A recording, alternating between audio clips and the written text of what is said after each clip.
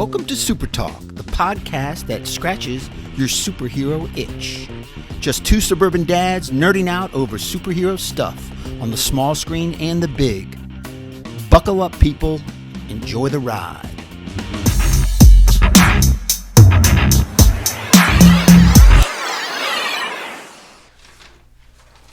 Professor, like a gentleman, are you ready? Let's do it. Let's go. In 3. Welcome to Supertalk, the weekly podcast dedicated to news and reviews of comic book media on the big and small screen. This is episode 114. I'm your host, Brian Professor Pettis, and with me, as always, my illustrious co-host, Titanium, the Titanium one, Tony Estrella. Titanium Estrella. Professor, you got that shit memorized. You didn't even need to look down anymore. It just flows. You would think after 114 times I'd figure it out. But it probably, my like age. Like a professional. Like a gentleman. Yeah, at my age, it's probably as long as it takes. They say 10,000 hours, 114 efforts is like what it takes me. 114? Yeah. Okay. Well, I think you've had it for quite some time now, to be honest with you. You've been rolling that off the tip of your tongue for quite some time. It's been absolutely delicious to listen to. I'll tell you something right now. We got a big show. We got a lot of rumors and a few news, and then we're going to do some spoiler review of Spider-Man Across the Spiderverse. We both saw it this weekend, and it was outstanding. So we're going to get into that, but first I think you have some people to thank. Yeah, we want to thank the listeners that bring the show to you like we do every week, and those are the patrons at patreon.com/supertalk. If you want to become a member of the patronship, you just donate. Every time we come up with a show, you donate a small amount of money, whatever you decide to donate, and you help support the show directly. So patreon.com/supertalk is how you become a member, and we really appreciate our patrons out there that really help keep us going. So thank you very much. Let's jump right into the news. We got a big review for our topic of the week this week. We got a lot of news to cover. Yeah. So with, as Titanium mentioned, with the release of Across the Spider-Verse this past weekend, a lot of announcements came from Sony as well, just leading up to the release of the movie. Amy Pascal, several other executives were speaking about some of the plans in the works over at Sony. And as you and I have foreshadowed, I believe that this is just leading into what I think is going to be a massive Comic-Con this year across the board for all the studios, but specifically Sony's going to have a lot to talk about at Comic-Con this year with 2 movies in the docket coming out later this year with Kraven and Madam Web. And these announcements or discussions that they had today, I think we're going to get some really cool stuff from them. But they did confirm Spider-Man 4 with Tom Holland is coming. No specific announcements about the title, the plot, no date yet. I think they're saving that for Comic-Con. But the big surprise of this announcement was they confirmed Zendaya is going to be in the movie. You and I looked at each other this weekend when we were talking about this for a split second. We try not to talk too much offline. And we were like, how's that going to work? Yeah. Didn't she lose her memory? Didn't the whole spell cast the fog on her and she forgot the past relationship? So that'll be interesting. Well, and when we left Spider-Man No Way Home, the ending, nobody knew who Peter Parker was anymore. They knew there was a Spider-Man, but nobody knew who Peter Parker anymore. All of his friends, he had no family left, obviously, with Aunt May passing away. But none of his friends, none of his classmates even knew who he was. Right. And we saw that he was studying to get his GED because he wanted to go into college. And when nobody knows or remembers who you are. You don't have a transcript or anything like that. But Ned and MJ were accepted into MIT, and they were going to MIT. And obviously Peter wasn't accepted because Peter doesn't exist anymore as far as the world is concerned, right? Yeah. So good question of, how is she going to be a big part of this movie? He's not going to take the GED and get into MIT and be in college with these kids, right? So I think a more likely scenario is MJ, for one reason or another, while being accepted into MIT, is not able to go to MIT, whether it's because of family or expenses or whatever it might be. She's not able to go, and she has to then enroll in, let's say, Empire State University, which just happens to be the college that Spider-Man went to, which is highly likely where Peter will be going, or Tom Holland's version of Peter Parker will be going in this movie. And maybe that's how they end up being at school together, and he's surprised to, oh my God, she's at school with me. Like, I didn't know. We're not friends anymore. But yeah, and it wouldn't surprise me as well if the same thing happens that happened in Far From Home, where she just kind of figures it out over time that, too many coincidences, right? That's quite a theory you have there, Professor. I like you digging deep. But that's great, though. I mean, they're obviously very good characters that we've come to know and love, and so I think it's a good thing. Yeah, I mean, more Spider-Man, more Tom Holland, yes, please. I mean, That's my theory on it. Well, we know earlier this year he signed a massive extension with Sony and Marvel, right, to not only appear, I think, in 3 movies, but 2 other projects, and big surprise what those projects might be, right? Maybe the next 2 Avengers movies, maybe. Just thinking. What? Yeah, definitely. But yeah, I do think this is going to be a really good one, and I do expect a massive announcement about this movie probably next month at Comic-Con. It just makes all the sense in the world. What are you looking forward to most for Sony at Comic-Con? The Kraven trailer or the Madam Web trailer? Well, or do you think we'll get either of them? Well, we'll just kind of lead into that. One of the next item on the list was that there are rumors that we're going to get a teaser trailer for Kraven during the NBA Finals here over the next couple of weeks. Okay. There's a number of industry insiders who kind of know when these trailers are coming out that basically have said, yes, there is a teaser trailer out there, and it will be released during a major event. And, the NBA Finals is probably... Stanley Cup is going on, too. It is. But I think more eyeballs are probably on the NBA Finals.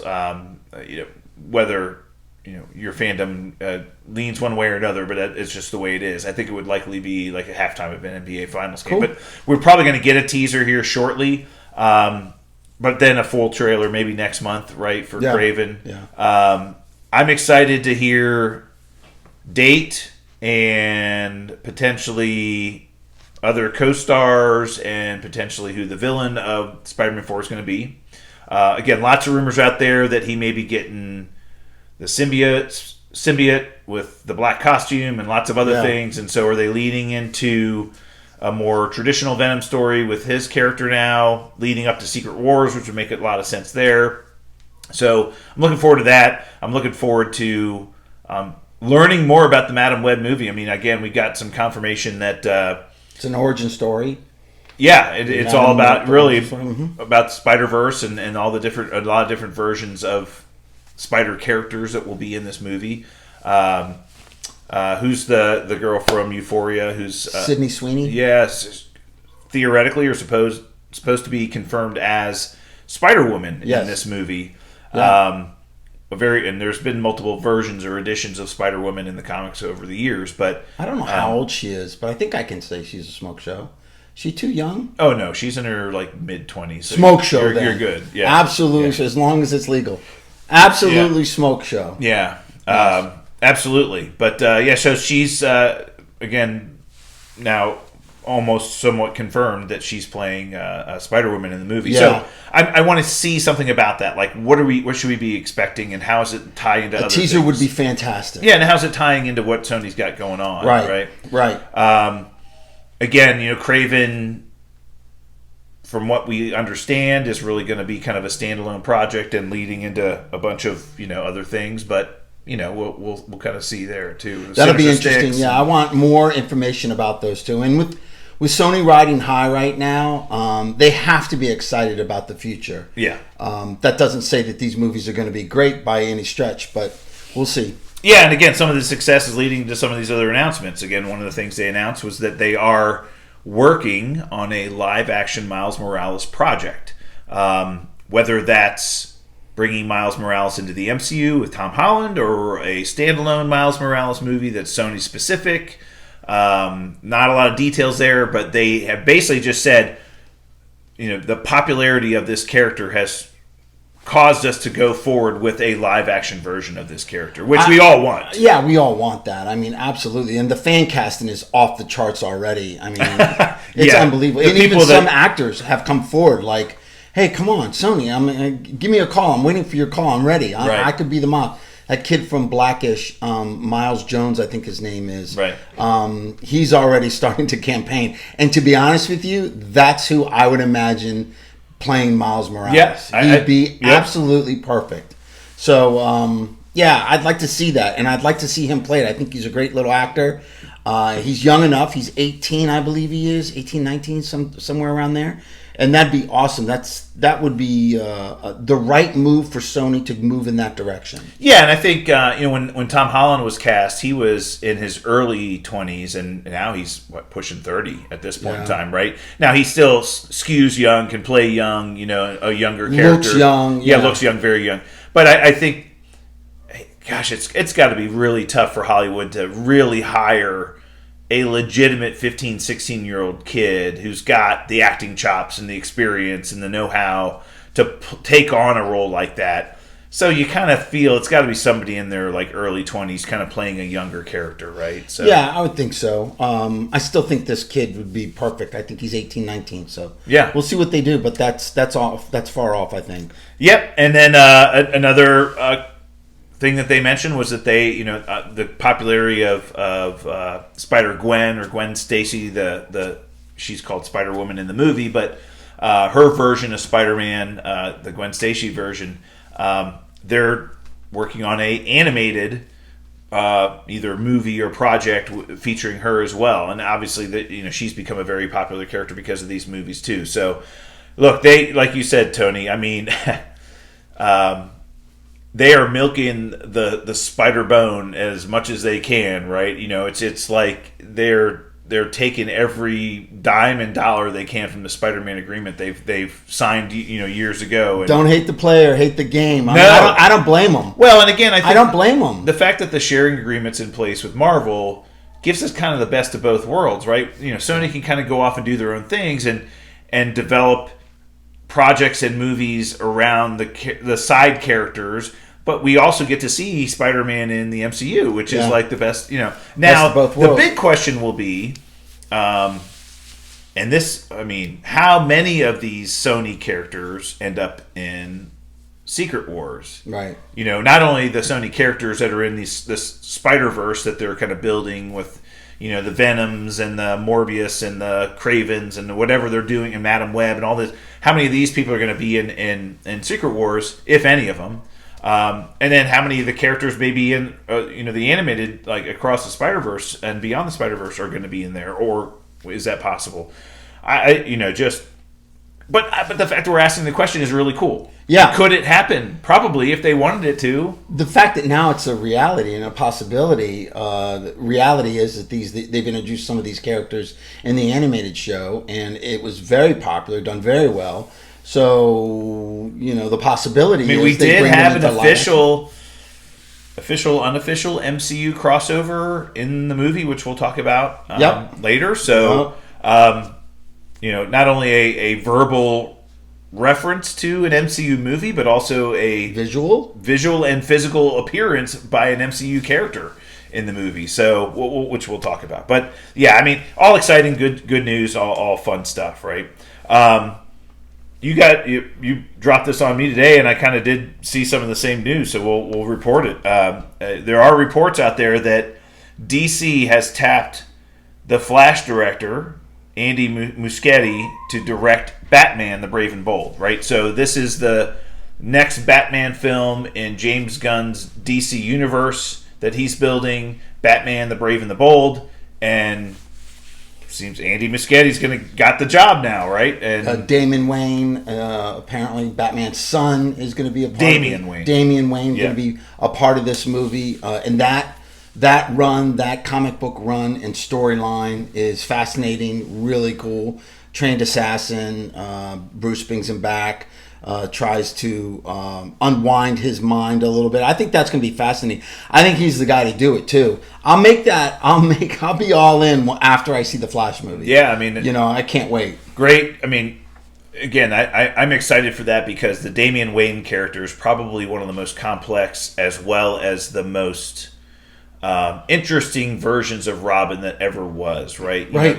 You had the Jason Todd kind of Red Hood scenario, which was kind of interesting as well. I mean, Dick Grayson was obviously Robin for a long, long time before he became Nightwing, but Damian Wayne, when he was introduced, it was just such an interesting twist on a possible scenario of, okay, Batman had a secret affair with Talia al Ghul, who's the daughter of Ra's al Ghul, who's in charge of the League of Shadows, one of his biggest nemesis, in his life. And she has a baby without his knowledge, gets raised by Ra's al Ghul in the League of Shadows as an assassin, and ends up being handed over to Batman by Talia after he's like 10 years old. But just a hellion and a pain in the ass and just rude and, just doesn't give an S about anybody. Yeah. Will kill, at a drop of a hat. It's just such an interesting story. And again,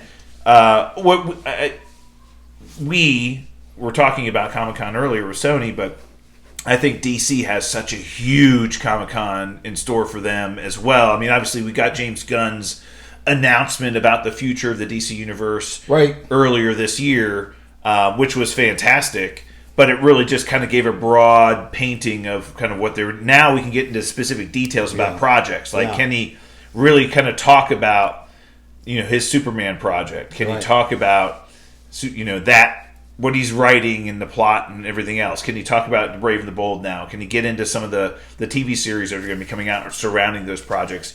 I'm excited for what they're going to say, as well. And you think that these studios have to have a pretty major presence this year. It's just, there's so much pressure between the studios as well, right? Plus, I think last year was so lackluster and so kind of, I don't think it really hit home as far as what the other studios were anticipating. So I would love for them to make good this year and really knock it out of the park as far as Comic-Con's concerned. Knock it out of the park, studios. Announce some casting. Put them up on stage. Give us some dates. Give us a couple of teaser trailers, if not full trailers. I'm looking forward to a lot. What's probably tell me the number one thing you would like to see in Comic-Con across the three mega stores? Unfortunately, I think what I want to see the most is really something I don't want to see. And it's like the bad news coming from Marvel Studios, right? Wow. Of the schedule changes and the delays and these You're going to get that. Yeah, again, these have all been rumored. We have had zero official announcements from Marvel about any of them. But we know they're coming. And so I think it's important for us to learn what's happening. And again, the only thing we've known is that Kevin Feige and Bob Iger have said we're slowing down, we're going to change, we're focused on quality versus quantity and all this other stuff. But we got some pretty hard and fast dates last year at Comic-Con from Marvel, and we know several of those have changed or are changing. Yeah. And so I think what I'm looking forward to the most is what I don't want to hear, which is weird. Whereas I don't want to hear the news. I don't want to hear the delays. But I think it's what we it's need coming. to know. Yeah. But I think Fantastic Four is probably the thing that we all want to hear. Again, the rumors out there around the castings now are just so rampant. And I think you and I fully believe that we pretty much know who the Fantastic Four are right now. At least this is what everybody's saying. Yeah. It's these people, Adam Driver and Margot Robbie, and I think, and the guy from Hamilton's going to be playing the Thing now. All this, but I just want to see it confirmed, and I want to see them on stage, and I want to see, I want to see that they're starting. Bring them on stage. Say we start filming in November. Hey, fantastic! Yeah, right? that'd be great. I'd like to see that as well. That would be fantastic. I'd also like to see a curveball where Adam Driver comes out on stage, not as Mr. Fantastic, but as Dr. Doom. That would be fantastic. Yeah, that would. We've be cool. always, you know. I'd love for him to be Doctor, but again, who am I? So and I'll say it somewhat leads into what the next news item here, the continuing saga of Jonathan Majors. So now we do have official release date, which we talked about last episode, of Loki coming out later this fall. It has now been somewhat confirmed by most industry insiders that his role in that program, in those episodes, has not changed. That they didn't refilm anything, they didn't recast him for that show. He will be in that show and all those in episodes. Loki too, yeah. And he will be in many of the episodes. I think most of the plot of the season surrounds Loki and Mobius going to different timelines, finding these different variants of Kang and Jonathan Majors, and hunting him down and trying to stop this council from doing whatever. But rumor is that they changed some end credit scenes, and that's about it. And you're absolutely correct. I think they're going to leave him in. I think it's too late to do any reshoots or anything, and I think he's a major part of the show. But I think that's a big story to say that they have potentially refilmed or reshot their end credit, post-credit, scenes that they made for the show that were probably going to lead into some of the other stuff that's happening. And does that mean that's a different actor doing that? I don't know. I don't know. Question. Either. Great question. So but we'll soon see. Yeah, I mean it's not too they far got away. A date. And look, we've got we'll get into some of this, but we've got a huge month ahead of us, right? We've got in 2 weeks, well, roughly a week and a half, a little over a week and a half, the Flash movie. We've got then Secret Invasion starts that same week. Very excited for that. And so we're going to be busy covering that. We're going to cover the crap out of that because we have a pretty good feeling that Secret Invasion show is leading into a lot of stuff that's going to be happening in the MCU going forward. So yeah, busy time. And then, hey, before we know it, Blue Beetle will be here and, Kraven and all these other movies. So Blue Beetle, I'm excited for that one too. Yeah. And speaking of the Flash. Speaking of the Flash. Big pants. I was lucky. Big shot. Fortunate enough to score some passes to screen the Flash this week. Wow. So I will be a week early. Yeah, and obviously I invited Titanium. Correct. And unfortunately he has a prior engagement, a work event that he cannot get out of, because we know where he'd rather be. No question. I was devastated. He was so excited about it, and then found out this morning that he had another obligation. But I'll be screening it this week. And the good news is, I'm almost certain that we're going to have to sign some kind of non-disclosure, an agreement that says we're not going to, publicly say anything. There is an embargo, I believe, on spoilers until I believe right before the movie comes out, like the Thursday of the week that the movie comes out. But I will be happy to give a non-spoiler review of the movie. First impressions. Well, I'll do a first impressions, but I'll also do we'll do a non-spoiler review next week. Next week, okay. So kind of a preview, a non-spoiler preview. We'll kind of give you an idea of what to expect and kind of just some general impressions about the film. No real spoilers about what's in it, what happens, anything like that. But yeah, I'm pretty excited. Obviously, it seems like Warner Brothers has been showing this movie to anyone and everyone that's willing to kind of go out and see it. A ton of free shows throughout the United States. Yeah, there's another pre-screening in Chicago Wednesday as well that I was reading about. Yeah, so it's being offered. I think they're trying to get it out there, get the buzz going about this movie. Interesting. And who knows? This could be some influence that James Gunn has on the studio of saying, hey, we need to build up the community that's going to give us the buzz about these films. Again, I just really don't. I want to know what's going to happen in regards to Ezra Miller, right? It's like look. He didn't say anything about Zachary Levi. Shazam movie comes out, makes an announcement. Yes, it's not the Shazam character and the Shazam family not going to be part of the future of the DC universe. Okay, we saw that coming, right? No announcements about Ezra Miller, but this is one of the greatest superhero movies I've ever seen, and all this other stuff. And from the trailers, you and I have said this, Titanium, it looks awesome. Yeah. I mean, unfortunately, I feel like, they have so many trailers out now. You kind of have an idea of the general plot of the entire movie by the time the movie comes out. You kind of know what's happening here, right? But a lot of cameos that aren't shown and all kinds of other things, I'm sure. But I'm excited, man. I think this is going to be a good movie. But the question is, even if it's really good, let's just say it's gangbusters. Does big numbers, opening weekend. Can you recast everybody and keep him? Mm. Because we know Ben Affleck's not coming back, right? No. We know he's not coming back. Right. No announcements about Gal Gadot at all. None. No announcements about Jason Momoa other than Jason will be part of the future of the DC universe. But not the character that he's playing, but he will be.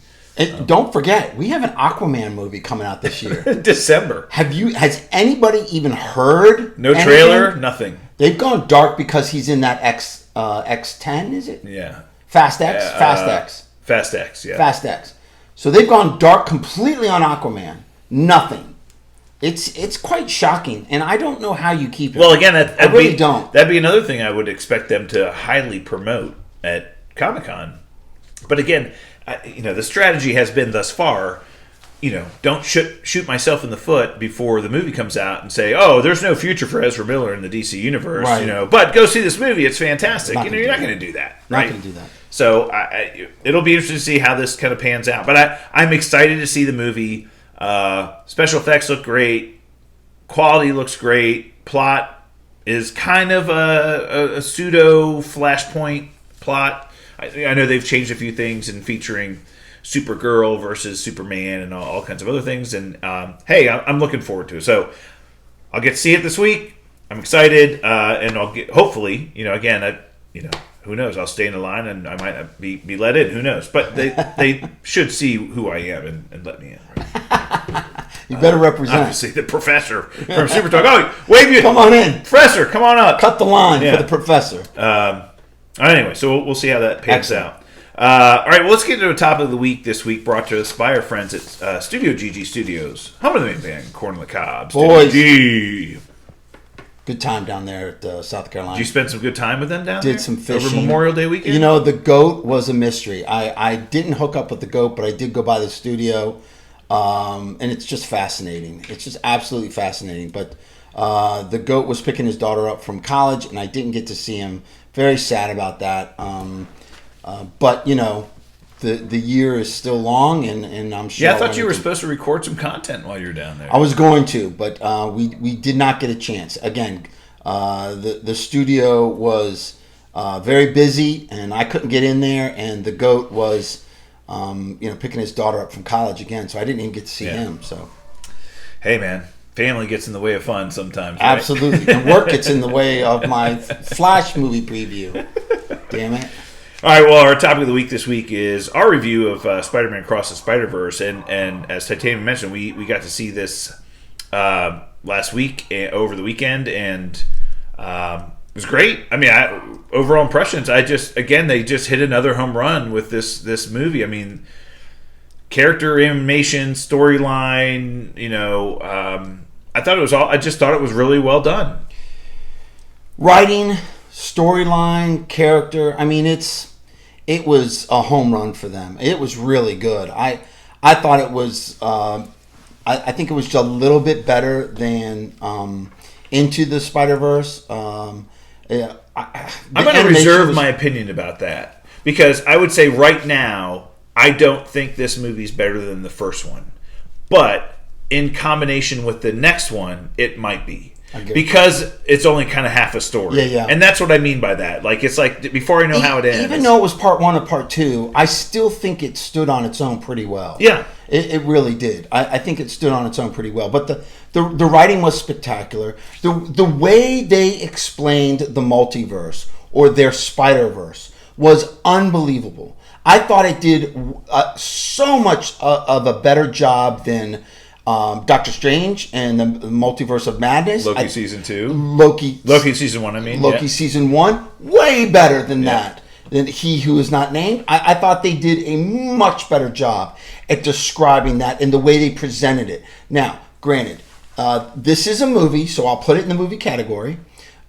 This is also an animated movie, so I don't think you can compare apples to apples when it's an animation, because in animated movies, I think you can do different things and create visuals that you cannot in the real world. You just can't. Even with the best CGI, the best special effects, I just don't think you can do it. So the fact that this was an animated movie, I can put it in a category of a movie, but with live action Spider-Man movies and comparing them, like what's the best Spider-Man movie you ever seen? Where does that rank? I have a hard time doing that because it's animation. Now, saying that, I thought it was funny. I thought it was heartfelt. It pulled on the heartstrings. And I thought the cameos were outstanding. And the way they incorporated the cameos was unbelievable. Right? I just thought it was brilliant. Yeah, I'll say the one criticism I had, and I have two. Yeah, the one criticism I had of the movie was it was a little slow at times in places. And I think part of that was due to the fact that they made this massive movie and then decided to cut it in two. So like any other movie that's out there, there's a number of scenes that get cut from a major motion picture. Like, we got to cut it down to 3 hours. We got to cut it down to 2.5 hours. So they in an editing room, and they're cutting things out of the movie. I think this massive movie that they created from scratch using animation, they had so much to do and so much story to tell. They're like, hey, we could do this over 2 movies. Yeah. And therefore, they kept a lot in that they probably would not have kept in had it been one movie. Yeah. And we've talked about this before in some other series, most recently with the Titans series, but all those Netflix series, when they had a 13-episode season, you're just like, it just felt like they were dragging things along so much. And it felt like that in this movie at times, where there were these scenes that the dialogue just went on a little too long, and it just kept going, and you feel the same way. I did, yeah, absolutely, and that's probably my number one criticism of the movie, and it's not a huge one, to be honest with you, because it was still entertaining. It was unbelievable, yeah. But it did. There were some parts in the movie that kind of dragged on. The movie wasn't as tight as I thought it could have been. And some of the scenes did drag on just a little bit too long. And I understand they're trying to build emotion and depth and create these characters. But with him and his parents, and they kind of already have established that, as far as I'm concerned. So some of those scenes could have been cut down a little bit tighter. And then a lot of people are complaining about the audio mix, especially the people that saw it in IMAX or Dolby. They say that in the opening scene, they couldn't hear Gwen's narration of her story. Because the background noise and music was so loud that it drowned out the dialogue. Yeah, and for us, we didn't get to see it in XD. We saw it in a standard version because those were the only seats we could get. But we saw it, and it was great. Like, I heard everything in that, and I thought that was really super. The only time that I didn't really get the audio mix was whenever Spider-Punk was talking. Like, some of his dialogue was really hard to understand. Yeah, like, and his accent. Well, he had an accent, and then he had like it was the sound was kind of a little weird and off. And I'll say that's one of the brilliant things that this movie has done, is that every character has their own animation style. Oh. Every character. And every world that character's in is animated differently as well. So a good portion of the first 10, 15 minutes of the movie was focusing on Spider-Gwen. Yeah. And her backstory, and her origin, and her world. Pastels. And, yes. Like almost purples like and pinks. And watercolor type effects. Yes. It was like a blend, and then it would just bleed out in different colors. And it was just really cool to see that. And then you go back to Miles' universe, and you see how his universe is drawn. And then, obviously, the Spider-Punk character was kind of this like crazy paper mache kind of cut overs and layovers of different colors and blast. And the Spider India, that was like looked like a Bollywood poster. Oh my it was God, really it was cool. So crazy. Yeah. But yeah, that's like one of the best parts of this movie. And she was fighting the Vulture that had kind of bled into her universe, and it was from a Leonardo da Vinci inspired universe that was like made of paper. Yeah. And it was so cool. I mean, it was just really it was completely really cool. different animation laid over that time. Very, very cool. And I think the introduction of the other Spider characters. So we had, obviously, the Spider characters that we had from the first movie really didn't show up in this movie, except for one. Peter B. Parker did show up kind of midway or early in the movie. and was part of the plot. But the other ones did not show up until the very end, which we'll talk about. But we did get introduced to a number of new Spider-Men, we'll say, variants.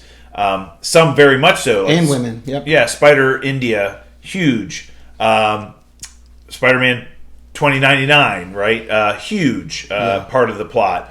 Spider-Woman, Jessica Drew, a pregnant African-American Jessica Drew, or on a motorcycle. Badass. Oh, so cool. Yeah, cool great. Character, cool addition of the character. And then there's a huge scene in the movie when I guess, Spider-Man 2099 sets up this whole team of Spider-Men that can kind of traverse the multiverse, and we see like every edition of every version of Spider-Man you could ever imagine. Oh, from video games, the Scarlet Spider. I mean, really cool. That was one of my favorite parts, is that they incorporated so many different Spider-Verse characters. That was very cool. And some of them voiced by some pretty heavy actors. So Oscar Isaac was... Jaime Reyes, yes, Spider-Man 2099, yeah. Yeah, that was kind of cool. He's just... And just the way that, I have read some of the comics, but just the way that they... You got one on the table today? Yeah, this is the original Spider-Man 2099, number one.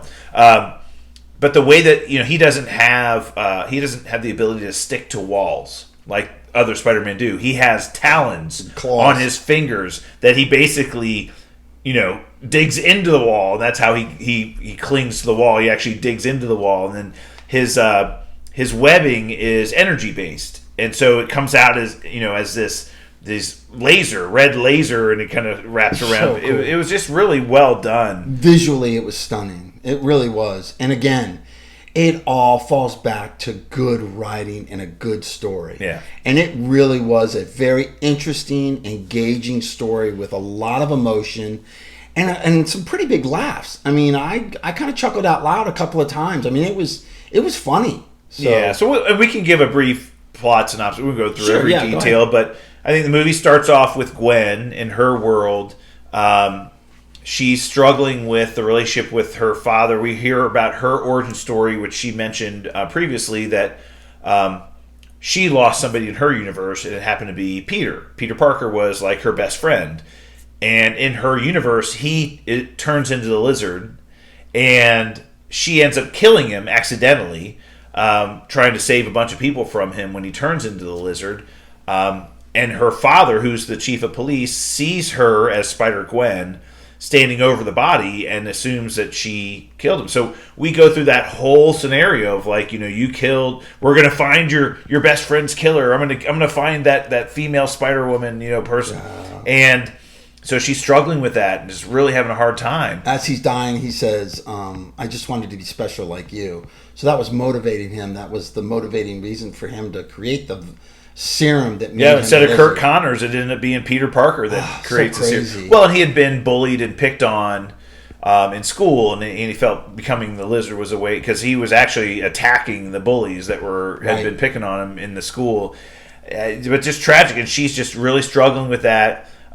She ends up revealing her identity to her father, which doesn't go over very well. But then we get Spider-Man 2099 and Spider-Woman show up in her world to we find out that these variants of Spider villains are bleeding into other Spider-Verses or Spider-Universes.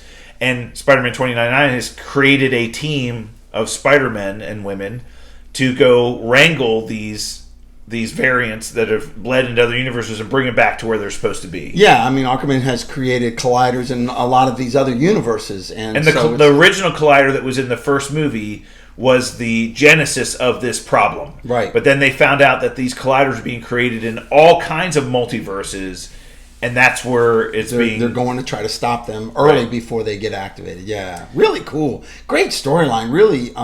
But the type of story that's not so complicated you can't follow it.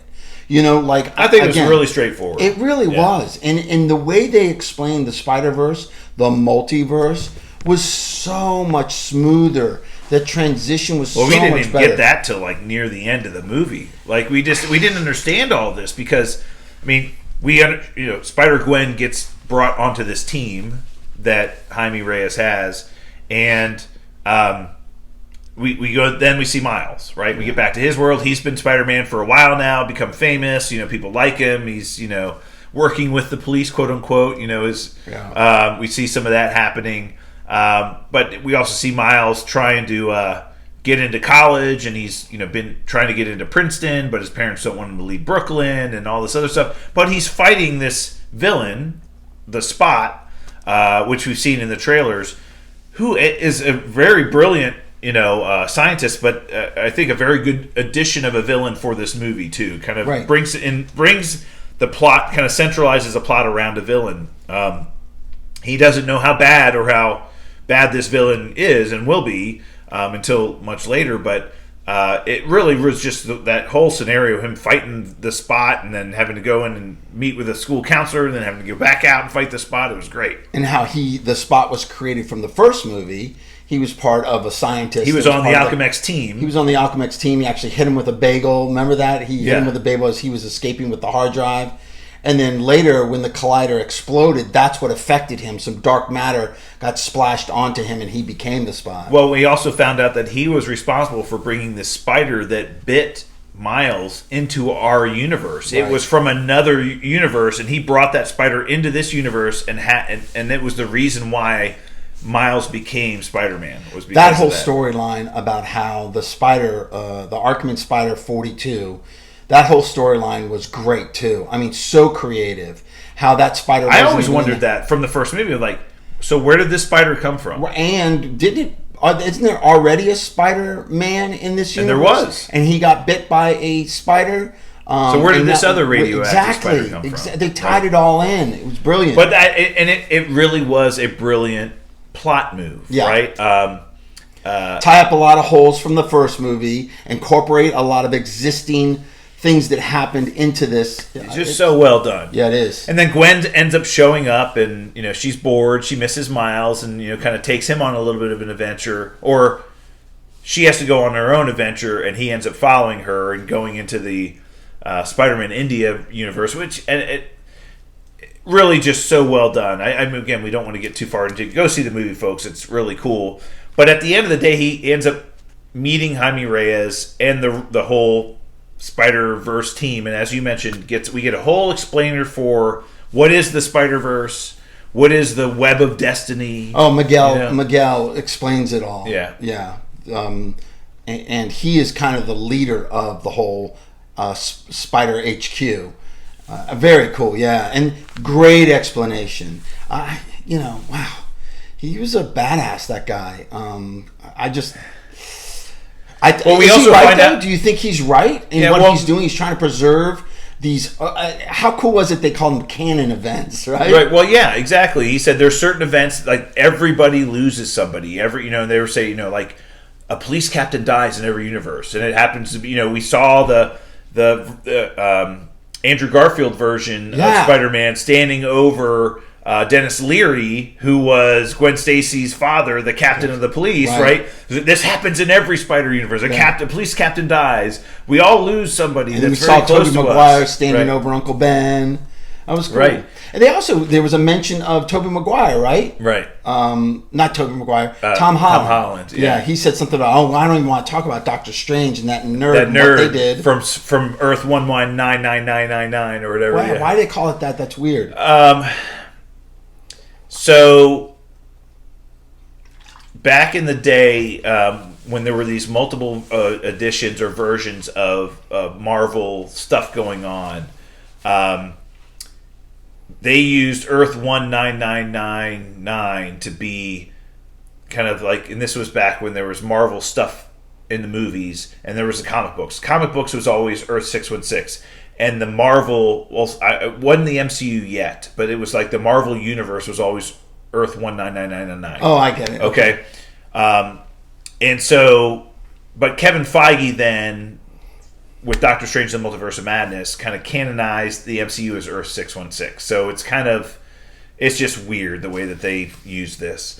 But yeah, that was really interesting. He referred to that. But we got, I love the fact that he basically says, Miguel said, I tried to go back to my universe, and realized that universe collapsed because I wasn't supposed to be there. Yeah. And then they explained that Miles was an aberration, that he should have never been Spider-Man. The spider that bit him was from somewhere else, and that spider should have never been in his universe. And the reason why he's a problem is because his universe is the problem, because he should have never been Spider-Man. And he is the ultimate, what did he call him? He is the ultimate, not liability, I'll think of it in a minute. Yeah. But yeah, but that was just a great anomaly. Yeah, he's the ultimate anomaly. He's an anomaly. He's the Spider-Man that never should have been Spider-Man. Right. Yeah. And so all these other Spider-Men and women that are part of this network of this team all have been Spider-Man or woman for a reason, right? Even a spider dinosaur and a spider cat and a bunch, there's reasons why this all happened to them, but it should have never happened to Miles. Yeah. And again, I think we'll see if they tie this in, but I think this really kind of folds into the plot of Loki and Kang and all this other stuff. It's like they don't know that those guys are messing with the timeline too. Yeah. Right. Not just Spider-Man. Kangs are messing with the timeline as well. Right. Yes. So we'll see. I think it seems like they're moving towards this plot where Miles will be able to exist, and because he's an anomaly, but he's okay. Yeah. And the spider coming from another universe to his universe to bite him was what was supposed to happen. Right, so we'll figure that out eventually, right? Yeah, and Miguel is so clouded, his judgment is so clouded because of what happened to him. He destroyed a whole universe because he found a universe where his family... It's Miguel O'Hara. I don't know why I called him Jaime Reyes earlier, but it's Miguel O'Hara. It's Blue Beetle, but I didn't want to... Yeah, no. But yeah, Miguel O'Hara, yeah. Miguel O'Hara. And he found a universe where he had died, so he took the place of his variant, Miguel O'Hara, and had a family. But that caused this cataclysmic... And it collapsed the universe. Collapsed that universe, and it sent him on his... just crazy. Just really well written. But we found out that he was responsible for developing these wristwatches that allowed the the different versions of Spider-Man to traverse the Spiderverse, as well as you saw in the first movie how they were glitching a lot. The people that weren't supposed to be there would glitch. If you didn't have the watch on, you would glitch out in another universe. But if you had the watch on, you weren't glitching. Right. And it happened to Miles eventually when he went to Spider-Man India's world. He was glitching because he didn't have a watch. Yeah. And they gave him what's called a day pass. He had a little a bracelet on that wasn't the full wristwatch. You get a day pass. That was just kind of funny. Really cool. Great cameos. Yeah, we come to find out the big plot twist there is that spoiler, everybody, spoiler. Yeah, his father is going to become the captain of the police, and Miguel believes that his father dying will set things right again. Correct. It will make everything right again, and it's like, okay, the police captain dies in every universe, so if your father ends up dying, we're good. Everything's good. And, he's like, Miles is like, what? No way, this is not going to happen. Yeah. I can fix this. I can stop this. I can keep this from happening. Right. But we got, so much to talk about, but all these different villains that they had captured from these alternate Spider-Verses they were like kind of encased in, I would say, like amber, right? But it's not amber. It's like this. It's like an energy field. Yeah. But we got, Donald Glover. Live action Donald Glover from Spider-Man Homecoming, who was Miles's uncle in that movie. Who we saw him in a Prowler, costume, which is awesome. The original Prowler, but so many Easter eggs in all of those little capsules. But what they would do is they would take these variants that they captured, and there's a machine that would send them back to their universe. It knew what universe they belonged into, and it would send them back reading there. Its DNA. This machine spider. It was kind of cool. Yeah, and so Miles uses that to escape. Yeah, and because everybody's chasing him, and the chasing is like incredible. Like every version of Spider-Man chasing after him, which was really funny. But he escapes using that machine. He gets sent back to home. runs into his mom and basically decides he wants to tell her that he's Spider-Man. And she has no idea who Spider-Man is. Yeah. Like, who's Spider-Man? Spider-Man. Who's Spider-Man? And then we realize. Yeah, he also realizes his father's dead in that universe. Well, he sees his uncle. Yeah. And his uncle's alive. He's like, what? What's going on here? And then he realizes. Yeah, and we realize that he got sent back to the universe 42, where the spider was that bit him, and so because the DNA of the spider was in him, that's where they sent him. The machine sent him back, and we also find out that Miles Morales lives in this world, and he happens to be the Prowler. Yeah, that was a cool twist. Yeah, I didn't see that coming at all. No, I didn't either. Right, yeah. I kind of got it right when he was talking to his mom, and he told her he was Spider-Man, and she's like, "Who?" Yeah, and I was all kinds of innuendos about the Sinister Six in that universe as well. Like there were posters with the Electro on it, and different things about Dr. Oct and things like that. So they definitely, the Sinister Six lives in that universe. Now I don't know if the Prowler, the Miles Morales Prowler in that universe, is good or bad. We don't know that yet. Well, he absolutely looks bad. Yeah, he looks bad. He basically says, Miles tells him, if you don't let me go, our father's going to die. And he says, no, your father's going to die. My father's already dead. Yeah. Oh, he definitely, you would think it'll be interesting to find out. And then Gwen gets sent back to Miles's universe, or goes back to try to help him and save him. And she finds out he's not there. Yeah. And realizes. She talks to his parents, right? Oh, and finds out, by the way, that the reason why she was able to go back there was because she went back to her world. Her father quit the police force, so he's not going to die. So she's happy about that. And then Spider-Punk had created a watch for her. Oh, he quit. Remember? Hobie Spider-Punk. Hobie Brown. Right, Hobie Brown, Spider-Punk. He quit. He's such an anarchist. That was a cool character. But he quit and then went to her universe, opened up a portal, left the father, the watch, and split, which was kind of cool. But he had created watches that were just like the ones that Miguel had created, but they were their own network. Like he had hacked the watch network, right? Yeah. And so he gave her a hacked watch.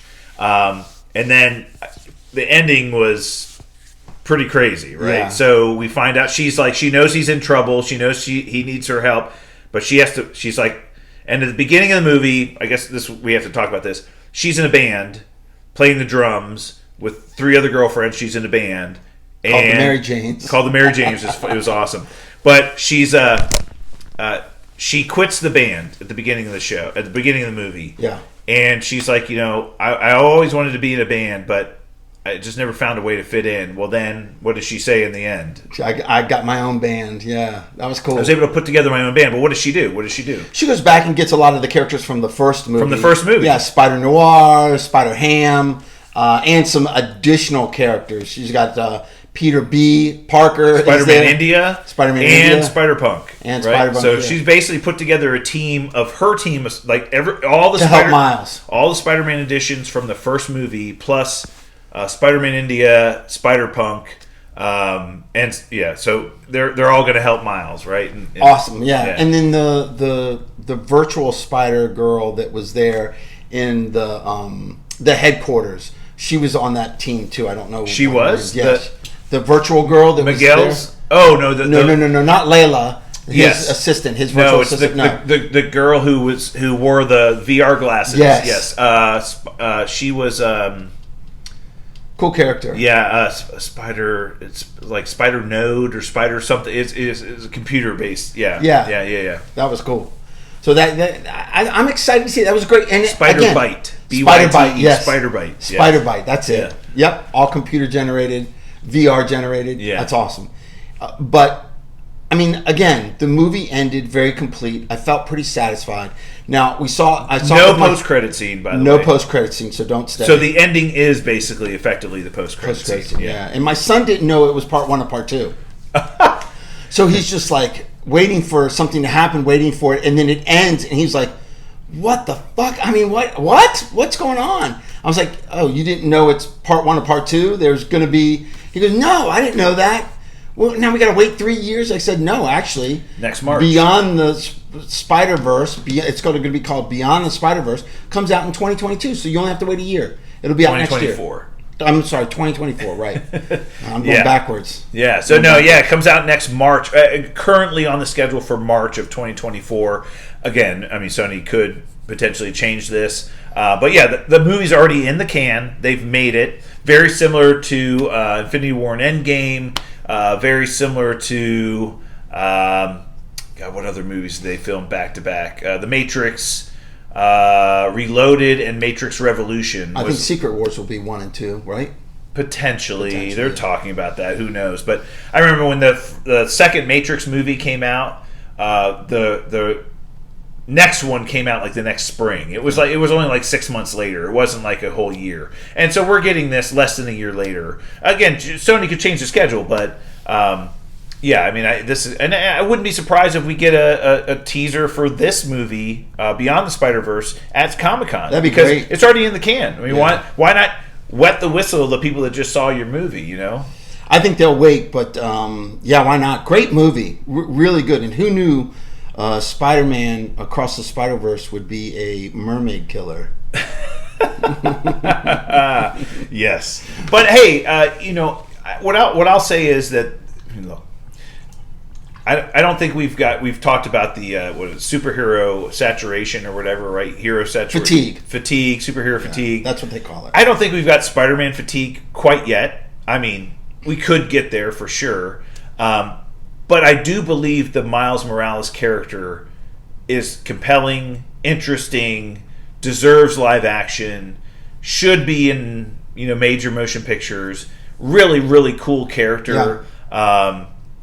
Comes from an African American and Hispanic family. Just really, really rich, deep, awesome character, and just and where I remember Miles from is becomes Peter Parker, Spider-Man, becomes a mentor to him, and just takes him under his wing, and you've got a Queens version and a Brooklyn version, and I just think this movie proves that this character is compelling, and we could center an entire movie around this character, right? I think this animated movie kind of proves it. So absolutely. And the voice acting off the charts too. Let's not forget that. Did you like this movie better than Guardians? No. Well, I was entertained. I was entertained by this movie as much as I was by Guardians. But I think Guardians meant more and was more important and did a lot more to kind of tie things up. This hasn't tied anything up, right? No. I'll say that's why I said I want to reserve judgment on how I fit this movie into the trilogy. The trilogy, as well as all the Spider-Man movies I've ever seen type of thing, because I think Part 1 and Part 2 almost kind of fit together. I didn't think that about Infinity War and Endgame, even though they're both kind of separate movies and they lead into each other. But this movie did so much to set the plot of the next movie that I kind of got to see the next movie before I give my final edition of what this one. But I was very entertained by this. No movie. question. Very entertained. Great movie. Highly suggested. I definitely will see it again. Without question. Yeah. Oh, yeah, I'll go see it again. Great show, Professor. Let's ring the bell. School's over. All right, well, that's it for us this week. We'll be back next week for more Super Talk. To get in touch with us on social media, hit us up via email, supertalkpodcast@outlook.com or at supertalkpod on Twitter. Until then, stay super, everyone. And we're out, ladies and gentlemen. Oh, I forgot to mention, I did do the, when I signed up for the passes for the screening this week, they asked for social media, and I put our Super Talk social media. There we go. Get some little hits. Cool. Black Viper. Everyone likes this game. Haters gonna hate. And I know you can't wait to see the Black Viper. Round and round she goes. Hardly no one knows.